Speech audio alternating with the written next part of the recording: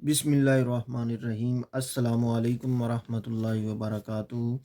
दोस्तों, आज की इस वीडियो में हम एक बहुत ही ज़बरदस्त पेन किलर क्रीम ना दर्द के बारे में बात करेंगे। तो आज की इस वीडियो में हम देखेंगे कि ना दर्द क्रीम किस तरह की पेन में इस्तेमाल की जा सकती है, इसके अंदर कौन से एक्टिव इंग्रेडिएंट्स हैं और इसको इस्तेमाल किस तरह करना है और इसके साइड इफ़ेक्ट्स क्या हो सकते हैं, मतलब इसके नुकसान कौन कौन से हो सकते हैं और कौन सी कंडीशंस में आपने ना दर्द क्रीम को इस्तेमाल नहीं करना। तो फ्रेंड्स, बात करते हैं ना दर्द क्रीम में मौजूद एक्टिव इंग्रेडिएंट्स की। तो इसमें 3 एक्टिव इंग्रेडिएंट्स हैं। एक तो इसमें मिथाइल सैलिसाइलेट है, दूसरा कैप्सिकम है और तीसरा मेंथोल है। तो ये तीनों इंग्रेडिएंट जो हैं ये पेन किलर के तौर पर काम करते हैं। तो किसी भी किस्म की पेन हो, ये उसके लिए बहुत ही इफ़ेक्टिव इंग्रेडिएंट्स हैं। बात करते हैं इसके यूजेस की, मतलब किस तरह की पेन में आप इसे इस्तेमाल कर सकते हैं। तो अगर आपको रिस्ट में पेन हो, हथेलियों में पेन हो या फिर आपको फिंगर्स में पेन हो, तो किसी भी तरह के खिंचाव की वजह से इन तीनों जगहों पर आपको अगर पेन होती है तो आप इस ऑइंटमेंट को, क्रीम को इस्तेमाल कर सकते हैं। इसके अलावा आप इसे बैक पेन के लिए इस्तेमाल कर सकते हैं, नेक पेन के लिए इस्तेमाल कर सकते हैं, शोल्डर पेन के लिए इस्तेमाल कर सकते हैं।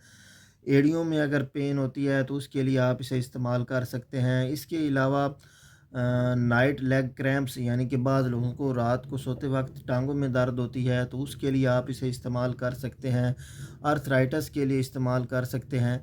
तो इन तमाम कंडीशंस में जहाँ भी आपको मसल्स में पेन होती है, आप इस क्रीम को इस्तेमाल कर सकते हैं और इसका बहुत ही अच्छा रिज़ल्ट मिला है। बात करते हैं इसके तरीका इस्तेमाल की, तो आपने इसे दिन में 3 से 4 मरतबा इस्तेमाल करना होता है।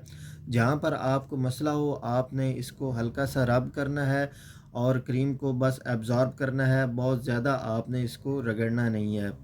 तो ये इसका तरीका इस्तेमाल है। अब बात करते हैं इसके साइड इफ़ेक्ट्स की, मतलब इसके इस्तेमाल से कौन-कौन से नुकसानात हो सकते हैं। तो जहाँ पर आपको फ़ायदों का पता होता है, तो वहीं पर आपको नुकसानात का पता होना भी ज़रूरी है। तो ज़्यादातर जो साइड इफ़ेक्ट इसका देखा गया वो ये है कि जहाँ पर इसे लगाया जाता है, बाज़ औक़ात उस जगह पर रेडनेस देखने को मिलती है या फिर स्वेलिंग हो जाती है या फिर एलर्जिक रिएक्शन हो जाता है, यानी कि रैशेज़ वग़ैरह बन जाते हैं। तो अगर इसके इस्तेमाल से आपको इस तरह का कोई मसला बने तो आपने फ़ौरन इसका इस्तेमाल रोक देना है और अपने डॉक्टर या फार्मासिस्ट से मशवरा करना है। अब बात करते हैं इसकी कंट्रा इंडिकेशंस की, मतलब वो कौन से पेशेंट हैं जो इसे इस्तेमाल नहीं कर सकते। तो ये बात माइंड में रख लें कि आपने एक तो इसे ओपन वुंड्स पर इस्तेमाल नहीं करना, यानी कि ज़ख्मों पर आपने इसे इस्तेमाल नहीं करना, कट्स पर आपने इसे इस्तेमाल नहीं करना। कहीं स्किन पर इन्फेक्शन वगैरह हो गया है, रैशेज़ वगैरह हैं या दाने वगैरह हैं, वहाँ पर आपने इसे इस्तेमाल नहीं करना। तो इस तरह का मसला कहीं पर भी स्किन पर हो तो आपने इस क्रीम को बिल्कुल इस्तेमाल नहीं करना। तो फ्रेंड्स, उम्मीद है आपको वीडियो अच्छी लगी होगी।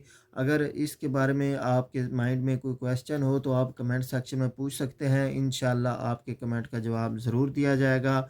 चैनल पर न्यू है तो चैनल को सब्सक्राइब कर लें और साथ ही बेल आइकन पर क्लिक कर दें ताकि आपको मेरी हर नई आने वाली वीडियो का नोटिफिकेशन बर वक्त मिलता रहे।